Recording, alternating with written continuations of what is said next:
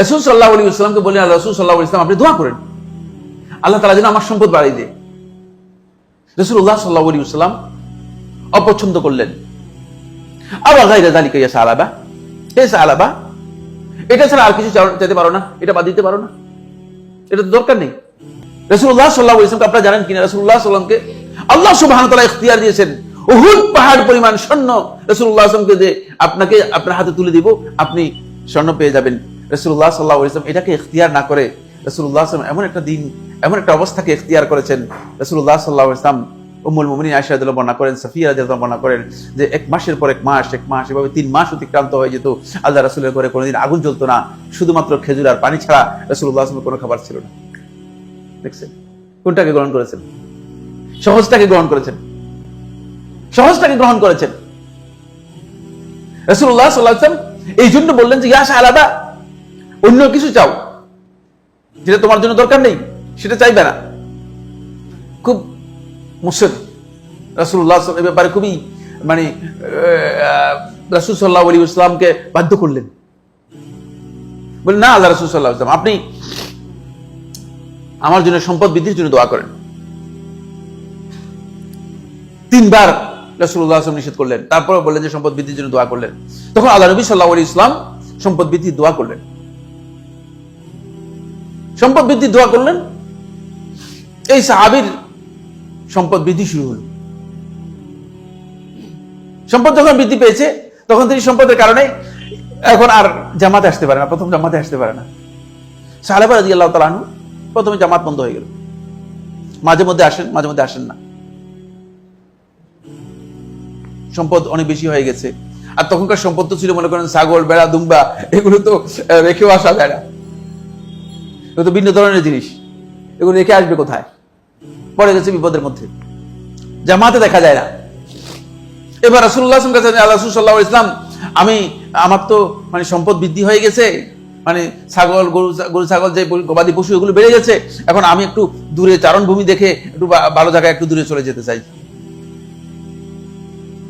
এখন তো জামাত শেষ হয়ে গেছে, এবার কি মাঝে মধ্যে আসতো না, এবারে ফুল জামাত শেষ, জুমাও শেষ, আরো দূরে সরে যাচ্ছে, বুঝতে পেরেছে কিনা? এবার জুমা শেষ, এবার চলে গেছে সম্পদ, গবাদি পশু বিশাল পাল তৈরি করেছে, সেখানেই আছে। তখন রাসূলুল্লাহ সাল্লাল্লাহু আলাইহি ওয়াসাল্লাম তার পক্ষ থেকে প্রতিনিধি পাঠালেন। এত জামাত গিয়েছে, সালাত গিয়েছে, ঠিক না, সবটাই গিয়েছে। এবার রাসূলুল্লাহ সাল্লাল্লাহু আলাইহি ওয়াসাল্লাম প্রতিনিধি পাঠালেন, বললেন যে সাহাবাকে বলো আল্লাহ তাআলা এই হিসাব দিয়েছে, এই হিসাব অনুযায়ী আল্লাহর হকটুকু এখান থেকে যেন বের করে দেয়। রাসূলের প্রতিনিধি গেল, রাসূলের প্রতিনিধি গিয়ে বলল যে এই হিসাব তোমার যাকাতের, শতকরা এতটা করে দিয়ে দিবা, মোট এতগুলো আসবে। কত আছে ছাগল? বলছে এতগুলো ছাগল এত।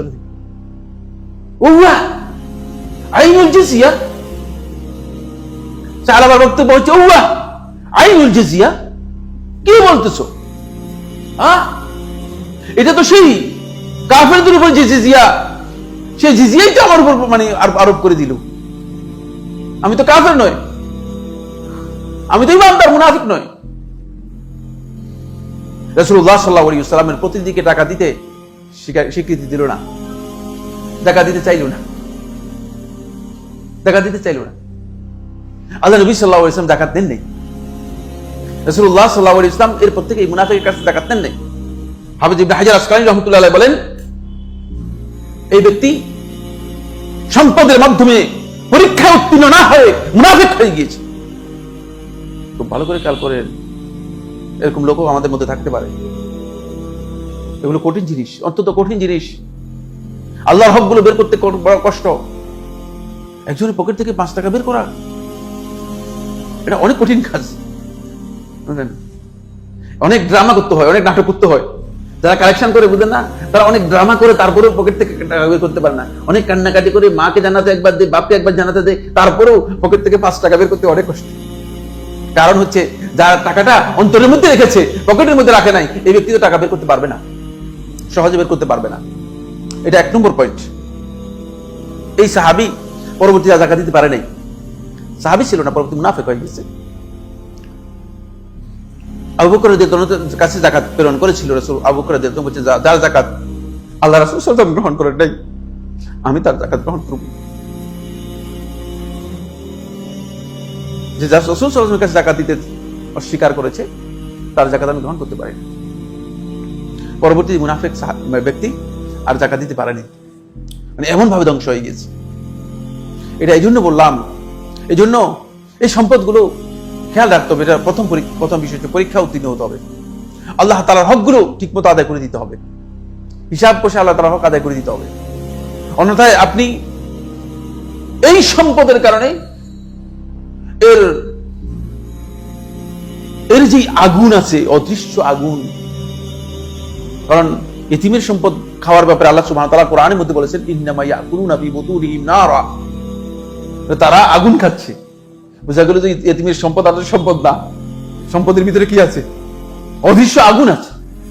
এই অদৃশ্য আগুন কি করতেছে? নিজেরা অন্যায়ভাবে যারা ইতিমের সম্পদ খাচ্ছে, এই আগুন ঢুকাচ্ছে। এই জন্য সম্পদের মধ্যে একটি আগুন আছে, অগ্নি আছে, এটি ভয়ঙ্কর দাহ মানুষের মধ্যে সৃষ্টি করে, মানুষকে পরিপূর্ণরূপে জ্বালিয়ে ছারখার করে দিতে পারে। এই জ্বালিয়ে ছারখার করে দিবে আপনার জীবনটাকে, আপনার এই মানে পার্থিব জীবনকে, পারিবারিক জীবনকে, আপনার সংসারকে, আপনার সন্তান সন্ততির সবাইকে, যদি আপনি এই পরীক্ষা উত্তীর্ণ হতে না পারেন, হকটা বের করতে না পারেন।